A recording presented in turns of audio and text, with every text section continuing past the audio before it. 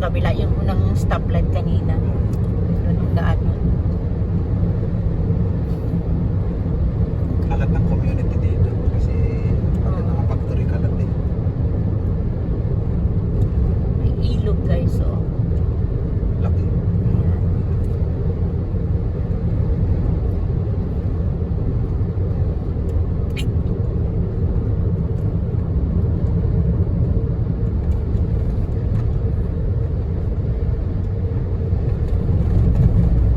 Medyo maalog lang, no? Yung mga ano ng daan. Malubak, oh. Oh, bravo, malubak. Hello guys, good morning. Yan, good morning sa inyong lahat. Good afternoon or good evening. Tayo ay mag-iikot ulit dito sa Kagubatan. Oh, ang ganda ng flower. Tingnan nyo naman, oh. Ganda din. Oh, yes. Yan. Ayan. Tayo magagala guys. Papunta dito sa mga bundok-bundok. Ayun. Ang lugar nga to. Part ng Kani din. Dito guys, ang gaganda ng mga bulaklak. Tingnan niya naman, oh. Kasi malamig pa eh. Kaya magaganda yung mga bulaklak. Pag tag-init na talaga. Sa higay pa lang mayawagan. Ayun. Punta tayo doon sa umaagos na tubig. Kahit tag-init eh. Kahit tag-init, may tubig. Tingnan natin. Ang dami nag-iigib doon. Ayan. Ang sarap daw ng tubig na yun. So, water eh. yung ating daan, maliit yung kalye, yung kalsada. Tapos pasigsag. Paahon sa bundok. Ito lang talaga ang kakaiba rito. Kahit kabundukan is maganda yung kalsada. Hindi ka matatakot. Tingnan nyo naman, oh, grabe. Nakit dami ng bike. Oh, binabike lang nila to eh. Papunta rito. Pero kasya naman ang sasakyan.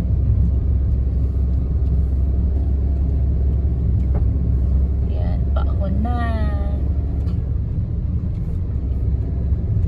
Hindi ka lang pwedeng magpatakbo ng... Oh, hindi ka pwedeng magpatakbo ng mabilis kasi nga katulad nito, tingnan niyo paliko. Andun, doon tayo pupunta. Paliko tayo. Ayun, may sasakyan. Tama nga nag-iigib yung ganyan.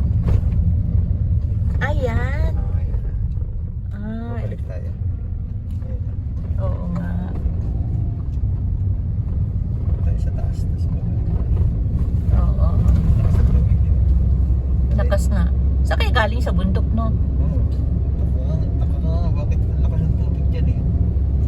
Oo, iniinom din yan. Oo, mga drinking water. Mm, Sila noon naigig, sila Ching. Nadayo pa dyan mo taga-malayo, iigig. grabe, no? Grabe talaga dito sa Japan. Ang ganda ng mga bundok nila.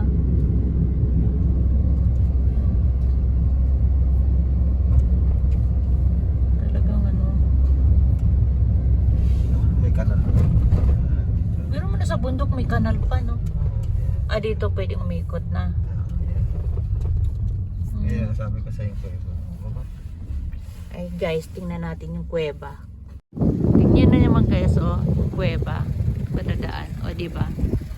Hindi siya ano eh, hindi siya tunnel, parang kuweba style siya. Tingnan ninyo. Oh. Grabe, no? Oh, maliit siya. Solid na bato yan, no? Parang inuka lang. Tapos doon kami galing. Ito yung mga paligid natin, no? Super napakaganda, di ba? sabitan ng bike yun. To? Ayan, itong lugar na to, dito sila nagsistop over pag nagbabike sila. Tapos eto, ang lakas ng hangin guys, ang lamig. Super lamig, grabe. Yan, doon tayo liliko mamaya doon. Lalabas daw tayo doon. Ayan, may mga sasakyan din dito. See? Yan. Kuya. Maiksi lang yan, pero solid ba to? Grabe lakas ng hangin. Bundok kasi to. Ayan, Ayan, ito yung kuweba. O, diba? Ang ganda niya. Tingnan mo yung mga paligid niya, oh, no? Ang ganda ng pagkauka ng bato. Paano dito pag may salubong na sasakyan? Sa bagay may salamin pala doon. Ano eh? Ayun. Andito na tayo sa harapan. Tapos, Saan ang papaakyat na? may hagdanan pa guys, so pag umakyat ka sa taas. Masyal ka rin sa taas. Mm. Kasi yung mga Japanese, ano sila eh, mahilig sila talaga sa nature. Nature lover. Oo, nature lover talaga sila. Tinabas dito yung Gusto kasi nila yung tahimik na lugar, di ba no? Tinabas ngayon para kita yung view doon. Kaya nga eh. Gusto nila yung ano, tahimik ang lugar. Nature lover. Muni-muni oh. So yun, parang na-adapt ko din na yung ganyan. Gusto ko yung ahon sa mga bundok, mga ganito. Iba yung nakikita mo. Nakakawala ng ano, nakakawala ng sakit-sakit. Safety ng Oo. pa nila. Grabe ang safety ng bundok dito. Tingnan ninyo naman ginawa nila. Oh. Kaya Kahit talagang may trends nilalagay. pa yung wala naman masyadong dumadaan dito. Eh, siyempre pagka accidentally na biglang malaglagan, Hindi yung abusan ng tubig, trends. may trends ba dyan? Yung kanal eh. Ayan. Yun, paikot-ikot ang daan natin pababa. Ay, di ba? Mainit, masikat ang araw, pero ang lamig ng hangin. Lamig. Eh, nipis ng suot ko, naka winter jacket lang ako. Ayan ako, naka summer jacket lang ako. Ang nipis. Kala ko kasi ano, dahil mainit. Ayun guys, may tira-tirang sakura dito. Ayun oh. Yan, ito na yung pinaka Oh, di ba? puntahan to ng mga matatanda pa siya. Anong meron dyan? Kinasala natin. Sa taas? Yun yung inakyat natin sa taas dati? Ay, talaga? Hanggang dito lang kasi tayo, hindi tayo sumagad doon sa taas eh. Ah. Ayan, di ba? Ayan, nandito na tayo sa lugar na to. So, maglalakad-lakad tayo papunta doon sa taas. Panggabi po kasi si Ed ngayon, kaya may time kaming mag-ikot-ikot. Malapit na rin yung Yasumi nila, next week Yasumi na sila. So, makakagala naman kami sa ibang lugar. Wala tayo na mahaba-haba. Makakapag-ipon din tayo ng mga ano. Ganda talaga, no? Ano? Green na green. Green na green eh. Parang ang aliwalas kasi pag ganito yung nakikita mo, no? Parang wala kang ano ba. O, tingnan yung hagdan nila, guys. May hawakan pa. Pero literal na bato. Stainless pa. Stainless pang hawakan. Tayo, sa gilid.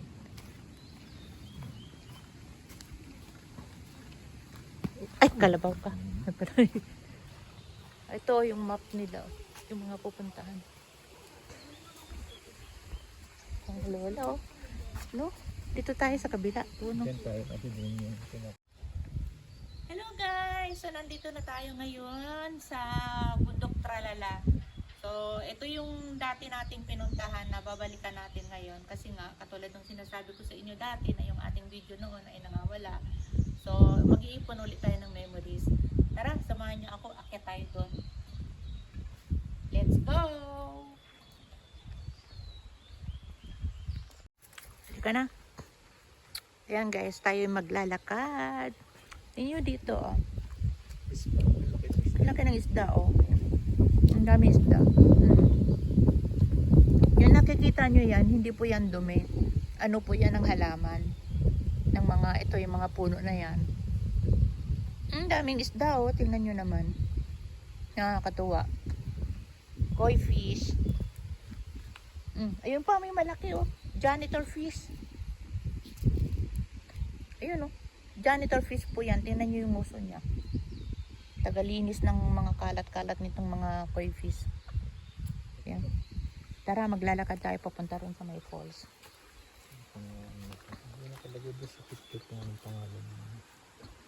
Ito yung ano, tingnan nyo. Yung mga sagradong lugar nila. Yan yung mga, ano ba ito, mga libingan, no? Hindi naman. Libingan, di ba? Ancient hero. Oo. Ano nila, saint. Dati guys, galing na kami dito. Eh kaso nga, alam niyo na, tingnan niyo naman oh. Dito sa lugar na to guys, bawal masyadong maingay. Kasi, pinupuntahan talaga ng mga Japanese to. Sa totoo lang, yung kanilang little Buddha. Secret po eh. Secret ano sa kanila, sagrado dito, kaya bawal magingay. Alam niyo na, Pilipino lang ang maingay. Naririnig yung maingay. Lagaslas ng water yan. Tingnan nyo naman. Secret place nila. Dito tourist spot. Ayan o. Diba? Sakit tayo. Babatingting ka din. Secret place yan. Oo. May falls din dito tayo nadaanan noon, no? Dito. Diyan ba tayo dumano dito? Ah, dyan pala, no? Ito pala yung pababa, no? Pataas.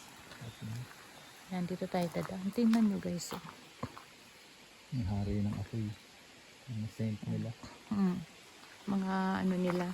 Kumbaga sa atin sa Pilipinas is, di ba sa atin maraming yung ating simbahan, sa simbahan ng Katoliko, maraming mga santo-santo. Ganun din sila dito. Iba't ibang santo din. Yan. Oo. Grabe. Kasi pag taglamig, para hindi mag-ice yung piling may tubig. Kasi pag taglamig, grabe lamig dito. Ngayon nga lang malamig eh. No? Lamig kaya ngayon. Nakakatuwa lang dito. Tingnan yung kanilang mga steps ng hagdan pataas. Hindi madulas. Hindi siya madulas. Kaso mo nakakatisod. Ako kanina natisod ako eh. Ayan. Dito na po tayo ngayon guys. Paakyat na tayo sa taas. So samahan nyo kaming umakyat. Parang exercise na rin ito. Maganda sa katawan. Yan. Kung gusto nyong aktibo yung ano ng heart nyo. Ayan po yung tubig oh. Marami lang siyang lumilipad kasi gawa ng mga dahon-dahon. Yan. Tapos punta natin doon sa taas. Grabe linaw ng tubig oh. Pero alam nyo ba, napakalamig niyan. Super lamig. Lalo na ngayon, di ba katatapos lang ng winter, malamig na malamig yung tubig. Ayan guys oh. Merong Nihonjin na gagaling lang dito kasi may sindi pang kandila. Oh. Nakakatuwa, di ba? Super sagrado sa kanila tong lugar na to kasi nga, ayan. Taas. Sobrang nakaka-amaze ang lugar. So yun guys, aakyat na tayo. Tingnan natin doon sa taas. Yan. Alam niyo ba kung bakit ganito yung ginagawa ng mga Nihonjin? Kasi yung mga hi, tara na, akyat tayo dito. Ayan, yung mga matatanda po kasi dito, kailangan nila maglakad ng maglakad para hindi sila nalulumpo. Kaya ganitong ginagawa ng gobyerno ng Japan na kahit yung mga bundok talagang nilalagyan nila ng mga ganitong hagdan, tapos may hawakan para at least na-exercise yung mga matatanda. At the same time, dito sila nagmuni-muni baga. Yan. Kaya makikita mo ganitong liblib na lugar pero may mga umaakyat na mga matatandang Hapon. Yan si Lolo, tingnan nyo. Diba? Wait lang. Sabi kanila, baliwala, no? Baliwala yung ano. Oo. Yan guys, oh. Tingnan nyo kung gaano kataas yung nilakad namin. Ayun yung baba. Yun, diba? Yan. So, yun guys. Akit pa rin tayo. Ayan. Mga ilang steps kaya to, no? Ilang steps kaya to. Ayun pa yung aakitin natin, oh. Oh. Akit pa tayo. Konti na lang. Mga 1, 2, 3, 4, 5, 6, 7, 8, 9, 10, 11, 12, 13, 14, 15, 16, 17, 18. More than ano to, 20 steps. Ayun si Ed sa baba. Yun. Ay, hininga lola niyo. So, bawal tayo mag-ingay dito. Ayan yung kanilang simbahan. Simbahan ng Hapon. Ito naman, sa harapan na to CR. So, tingnan nyo. Diba? Pagkaganda guys. Sila kasi, yung kanilang mga sagradong lugar is nasa bundok. Kasi doon sila doon sila nagdadasal, tahimik ang lugar, walang disturbo. So ganun. Tapos huwag na tayong tumuloy doon kasi sagradong lugar nila yon. Para kumbaga natin, irespeto natin. Kanya-kanya tayong paniniwala, di ba? Respect, ika nga. Yung si Jowa, buti pang gabi siya ngayon. Sabi niya, punta daw kami muna dito. Kaya ayan. Actually, dito ang daan ng sasakyan. Kaya lang kami pinili namin maglakad. So ayan. Yan, so dito na tayo. Kailang mga altar.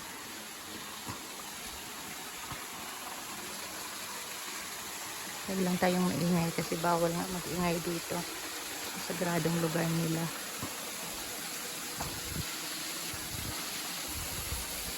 Grabe guys, tingnan nyo naman, di ba? Nakaka-amaze talaga si God, no? Super nakaka-amaze talaga si God. Tingnan nyo naman, saan galing yung tubig. Oh,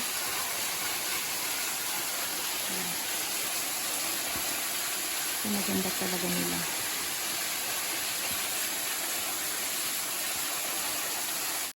So guys, naikot na po natin ang buong lugar, magmula ron sa baba hanggang dito sa tuktok. At kanina umakyat din tayo doon sa lugar na yon na makikita nyo rin sa video. So dito na muna natin tapusin yung ating video for today. So bye! Thank you so much for watching!